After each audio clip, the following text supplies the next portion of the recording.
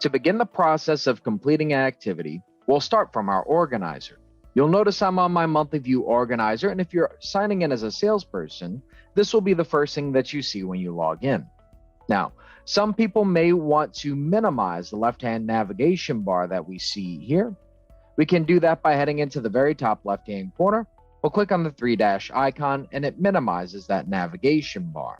You can view one particular activity type for a given date by selecting the activity type. I can view all activities for a given date by selecting the date. I can view all activities for a given week by clicking on the week header. Today, I want to view just my activities for today, so we'll select today's date. On the right-hand side, we have options to complete or edit these activities from here. On the left-hand side, we've got our customers' names. You'll notice also that the customer names are highlighted in blue, which will indicate that they are clickable, and we can click on them to view the customer's profile if we need to get ourselves caught up before interacting with this activity. We'll close out of this. If I need to make a change to an activity, I can do so by heading to the right-hand side and clicking on Edit. That opens up a Change Current Task screen, where we can change things like due dates and times and add in comments. Let's suppose this activity had been scheduled for a date that I'm going to be out of town. I'm not going to pick up the phone to call this customer, but I'm not here to do it. So we'll need to reschedule this activity. To do so, we'll begin that process by clicking the calendar icon and selecting the date that I want this to. We'll suppose I'll be back by the end of the week, so I'll set this out for Friday. I'm happy with my due times, but I can click on the drop downs to change those as well. Finally, we'll add in our comments. And if you're somebody who likes to write things down, write this down. If it's not in your notes, if you don't put it in comments, it didn't happen or it doesn't exist. These notes will make sure that everybody's on the same page, so a member of management doesn't have to track you down to find out why you haven't called this customer in a week. Now, I'm happy with what I have here, so we'll head down to the bottom. We'll click on Save. That'll save that change, that'll refresh the organizer, and we can see that activity is now gone. Old activity has been moved out to the end of the week. But let's talk about completing an activity. To do so, of course, I'm going to click on Complete. That's going to open up a Process Activity screen. And you'll see it a lot during this lesson because you're going to be using it a lot when interacting with your customers. You'll notice that we've got some basic customer information at the top. This will include any phone numbers that are associated to this profile. Now, if your dealership is using a click-to-call function, these phone numbers will be highlighted in blue to indicate that they are clickable, and you can click on them to call that customer from here. However, not all dealerships use a click-to-call function. That actually includes mine, so we're not going to do that today. Today, we'll manually complete this out.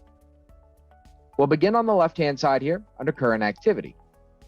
The current activity is all about what we're doing today. So for me, it's my phone follow-up. It's being done by me. I'm doing it today. And of course, we'll have our status of our customer. At the bottom, we have our quick notes, where if we check mark the boxes next to those notes, it will add those notes into my comments, or I can go in and manually type in my comments down at the bottom.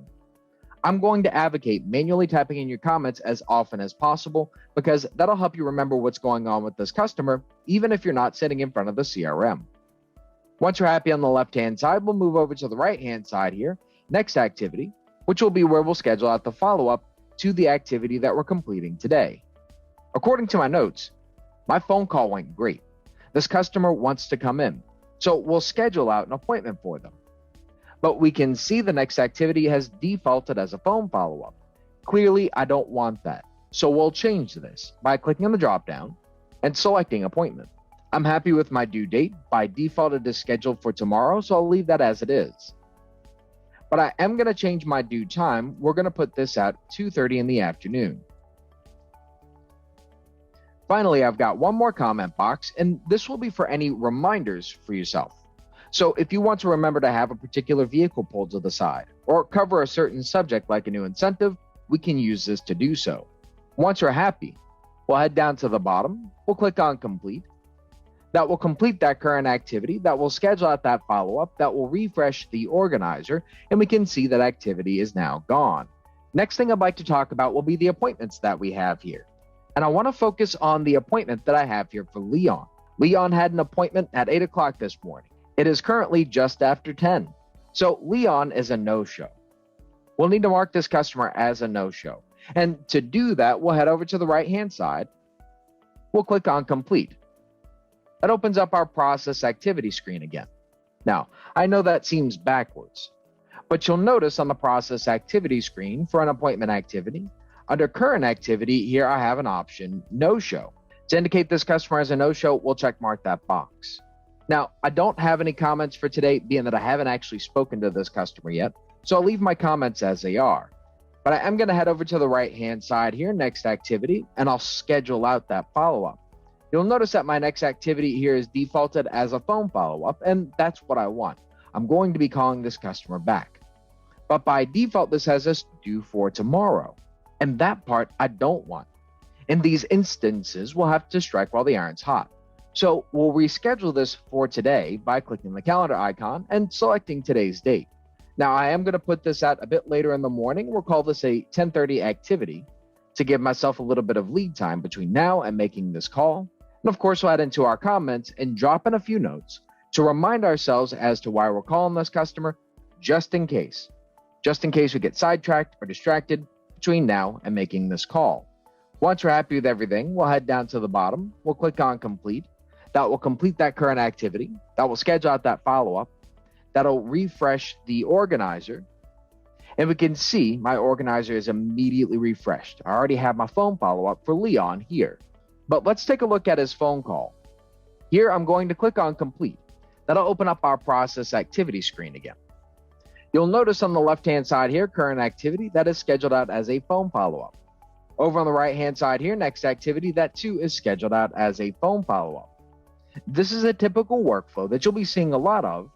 It's what's referred to as a perpetual phone follow-up.